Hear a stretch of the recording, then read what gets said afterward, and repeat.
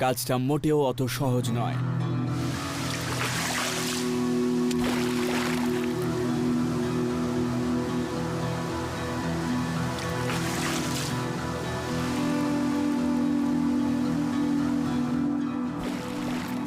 ওকে, এই মাছটা বেশ বড় আর ভালো। এবার দারুণ ডিনার হবে।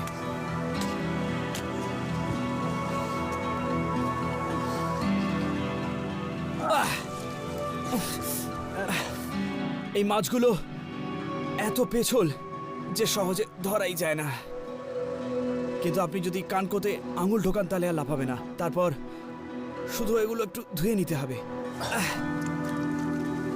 দাঁড়া বাবা, পালাস না, একটুখানি ধুয়ে নি।